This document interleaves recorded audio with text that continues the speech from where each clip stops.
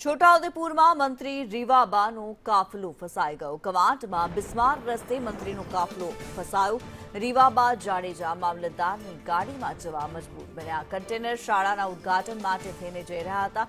6 kilometre રસ્તામાં કીચડ અને ઉબડ-ખાબડ જેસીબીથી રસ્તો સરખો કરી માંડ પહોંચ્યા છે।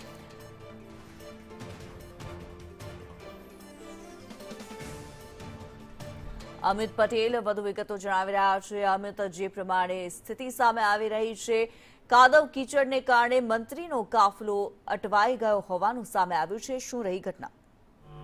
ચોક્કસ જણાવી દઉં કે છોટાઉદેપુર જિલ્લાના અંતરિયાળ અને છેવાડાના જે આંબાડુંગર ગામ છે, આંબાડુંગર ગામના માનુકલા ફળિયાની જે પ્રાથમિક શાળા છે તે કાચા ઝૂંપડામાં ચાલતી હતી। તેના અહેવાલો પણ મીડિયામાં પ્રસિદ્ધ થતા આજે શિક્ષણ મંત્રી જાતે મુલાકાતે આવ્યા હતા। માનુકલા ફળિયા જતી વખતે મામલતદાર શ્રીની ગાડીની અંદર બેસી અને જતી વખતે રસ્તામાં જે ઉબડ-ખાબડ અને કાચા અને કીચડવાળા જે રસ્તા પરથી જતા હતા ત્યાં જે કાફલો ચાલતો હતો મંત્રીના કાફલાની આગળ એક ટ્રક ચાલતી હતી, ટ્રક ફસાઈ ગઈ હતી અને તેને લઈને મંત્રીશ્રીનો કાફલો રસ્તાની અંદર જ અટવાઈ ગયો હતો। લગભગ અડધો કલાક સુધી અટવાઈ ગયા બાદ જેસીબીની મદદથી ટ્રકને હટાવતા કાફલો આગળ રવાના થયો હતો। ઉલ્લેખનીય છે કે છોટાઉદેપુર જિલ્લાના અંતરિયાળ વિસ્તારની અંદર જે કાચા ઝૂંપડામાં જે શાળા ચાલતી હતી અને તેને બદલે આજે કન્ટેનરની અંદર શાળાને જે ઉદ્ઘાટન છે તે કરવા માટે રાજ્ય કક્ષાના શિક્ષણ મંત્રી રીવાબા જાડેજા પહોંચ્યા હતા, પરંતુ જે કાફલો અટવાઈ ગયો અને કાચા રસ્તાની જે વાત છે તેને લઈને ભારે મુશ્કેલીનો સામનો કરવાનો વારો આવ્યો હતો।